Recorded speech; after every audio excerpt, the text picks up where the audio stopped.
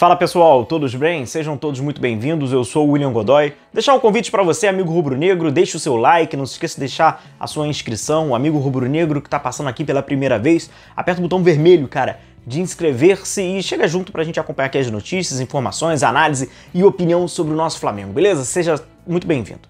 E aí, já baixou o OneFootball? Ainda não baixou o OneFootball? O link está na descrição do vídeo, hein? Baixa o OneFootball para você receber tudo aí na palma da sua mão, ficar por dentro de Nations League, Champions League, ligas europeias, campeonato alemão, campeonato brasileiro, Série A, Série B. Você pode assistir os melhores momentos. O link tá na descrição desse vídeo e tudo isso aí, cara, é de graça, tá? Então baixa aí o OneFootball. Pessoal, vamos falar um pouquinho, fazer esse raio-x dessa questão defensiva do Flamengo, do Dorival Júnior, e aí desde o início, tá? A gente vai trazer um estudo aí desde o início, trazer para vocês o raio-x pra gente entender principalmente as construções, né? Por onde os adversários estão construindo seus gols. Eu acho muito interessante, a gente vai ver um pouquinho desses aspectos táticos. Falando em aspectos táticos, apenas uma curiosidade, não sei se você viu, se não viu, deixar o convite para você.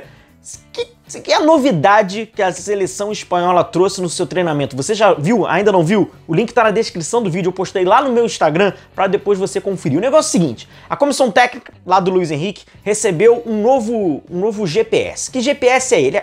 Esse aí é um tradicional, né? Que você coloca lá nos jogadores para acompanhar, né? Para você conseguir aferir algumas questões de movimentação, de intensidade e tal. Além disso, ele sai um áudio. O negócio é o seguinte, o Luiz Henrique, ele fica agora num lugar um pouquinho mais alto, que ele consegue ter uma visão mais privilegiada, né, por cima, e ele se comunica com os jogadores, não é berrando, nada disso. Ele tem lá um tipo de um rádio, né, aquele antigo walkie-talkie, e vai falando com os jogadores, e esse dispositivo, esse colete, sai o áudio. Então ele consegue falar individualmente. Ele tem lá uma maleta que ele consegue selecionar o canal individual de cada atleta e assim durante o treinamento ele vai se comunicando. Ainda não tem nenhuma comprovação de que isso é bom ou ruim, mas foi muito curioso. Inclusive, né, a Federação Espanhola divulgou nas suas redes, eu tô compartilhando lá para não ter nenhum problema aqui de direitos e tal. Tô compartilhando lá no meu Instagram, vou deixar o convite para você que ainda não viu. Já pensou isso no Flamengo? Dorival vai falando individualmente com o jogador, cara, o áudio sai, é mó barato, depois você dá uma conferida lá. Bom, vamos falar então sobre esse Flamengo, né? Enquanto o Flamengo não tem esses aparatos tecnológicos, Léo Pereira vai pro lado, Marinho!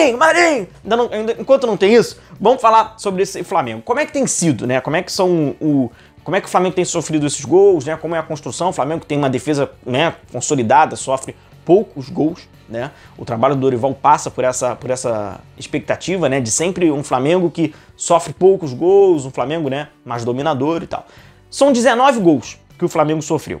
Destes 19 gols, um foi de falta. Vocês vão lembrar, foi contra o Santos na Vila Belmiro, uma falta distante, inclusive. 2 de pênaltis, entre esses mais recentes, né, o gol do Paulo Henrique Ganso. E um de escanteio, que foi contra o Avaí, na ressacada. Foi uma que o Santos também foi mal ali, ele acabou falhando e o Avaí, na ocasião, havia aberto o placar. Destes 19, então, 4, né, foram oriundos, né, dessa bola parada. Então nós vamos falar de 15 gols. 15 gols que o Flamengo sofreu, né, aí com a bola rolando em alguns aspectos. E vamos fazer uma análise aqui. Dentro desses 15 gols, 9, a gente vai falar de assistência.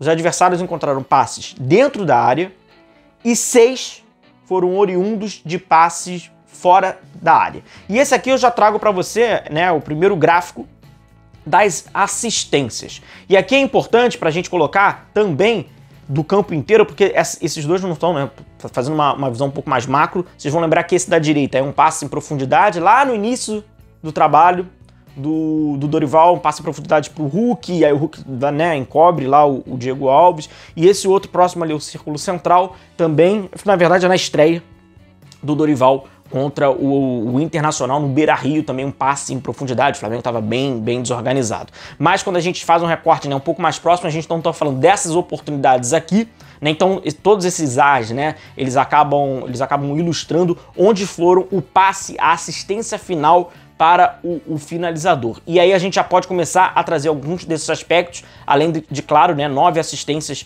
de dentro da área e 6 de fora. Primeira condição, como a gente pode ver por dentro, isso aí tem uma justificativa, né, tática, a gente pode trazer algumas justificativas táticas, entender bem esse contexto. O Flamengo, ele não dá oportunidade, né, o Flamengo não sofreu nenhum gol com uma assistência vindo ali próximo àquelas zonas mais por dentro, que são zonas perigosas, né? Ali próximo à meia-lua. Então não houve nenhuma assistência naquela zona ali. E existe, lógico, né, uma justificativa para isso. Quando a gente pega aqui a nossa prancheta, a gente vê que é o Flamengo que, quando marca nesse 4-3-3, tem como o objetivo, né, essa última linha, buscar ficar sustentada e esses três jogadores também afunilar, né, e ficar... Então, esse funil que o Flamengo faz próximo à área tem tido, né, como consequência, tem tido como resultado final, nenhuma assistência neste pedaço, que é muito perigoso. E quando a gente fala do Flamengo ofensivamente, o Flamengo cria várias oportunidades aqui por dentro, né? Com o Gabigol, com o Pedro, Arrascaeta, às vezes também chega o Everton Ribeiro,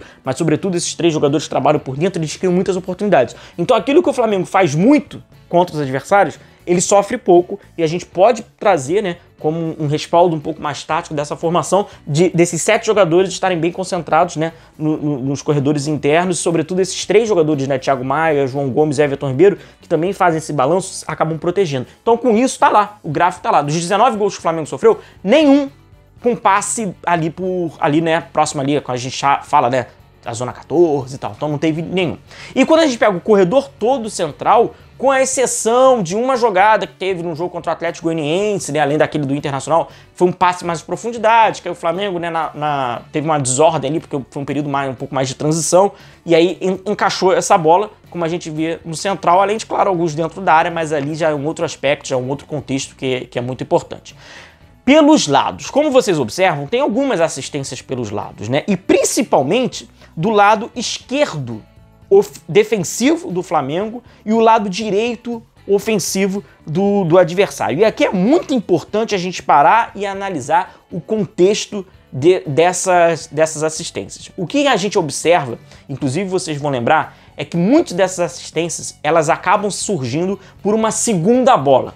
A primeira bola, ela é um cruzamento que inicia do lado direito defensivo do Flamengo, a bola cruza a área toda, sobra para o lado esquerdo, o Flamengo faz o movimento na horizontal, e aí esse movimento talvez tenha que ser então um pouco mais rápido, não cobre a bola o suficiente, e aí o jogador, né, pelo lado direito ofensivo adversário, consegue fazer assistência e sai o gol.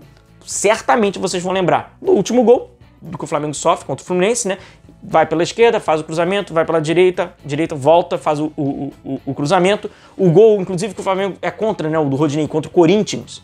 Começa assim, pelo lado esquerdo, faz o cruzamento, a bola rula a área toda, cai do lado direito e aí cruza. Aí o Rodinei dá aquela chapada, né? E tem o contra o São Paulo também, vocês vão lembrar. Cruzamento que inicia lá do lado esquerdo, passa por todo mundo, chega pro Igor Vinícius, o Igor Vinícius vai, rola e o Nestor faz o gol do São Paulo. Então, enfim, tem muita assistência, mas esse contexto que é importante, que é que quando o adversário vem por esse lado aqui, ele faz o cruzamento, a defesa do Flamengo, obviamente, ela tem que fechar, né? Então, existe essa preocupação da segunda trave, fecha, ela cai para essa área que fica, né, esguarnecida, naturalmente, e aí até o Felipe chegar para cobrir essa bola, há um novo cruzamento ou uma assistência e acaba sendo gol. Então é interessante a gente entender, não apenas unicamente pegar os números frios e, como eu trouxe para vocês, relembrar que tem, né, essa bola acaba navegando um pouco. Então com isso, até mesmo fora da área, esses gols têm essas assistências fora da área, existe até um equilíbrio quando a gente setoriza pelos corredores, né? Porque são 2 pelo lado de fora, pelo lado direito, e também 2 do lado de fora pelo lado esquerdo. Acaba tendo essa divisão. E apenas de bola parada mesmo, de escanteio 1, o que a gente vê que o Flamengo, né? O Flamengo faz uma marcação, como a gente sabe, né? Ele faz uma marcação mista, com alguns jogadores marcando por zona, outros jogadores marcando individualmente, mas majoritariamente, né, é o Flamengo marcando por zona, e só sofreu apenas um gol, e vocês vão lembrar que é aquela da falha. Então é um Flamengo que até em bolas paradas sofre pouquíssimos gols de bolas paradas, beleza? Então esse tá aí, é um pouquinho desse raio-x do Flamengo, né, entre esse trabalho aí do Dorival que começa lá no Beira-Rio contra o Internacional. Espero que vocês tenham gostado, não se esqueça de deixar o seu like, não se esqueça de compartilhar e mais uma vez reforçar o amigo que quiser então acompanhar foi curioso, cara, esse novo dispositivo aí que a seleção espanhola divulgou, né, a seleção espanhola que tá no grupo com a Alemanha, Costa Rica, Japão, vai fazer agora 2 amistosos, né, contra a Suíça e tem um clássico ibérico, né, contra o Portugal na Nations. Quem quiser acompanhar ali, é interessante, vou deixar o convite pra você dar uma olhada. Beleza, galera? Um forte abraço a vocês, continue se cuidando, a gente vai se vendo por aqui. Um abração, tchau, tchau.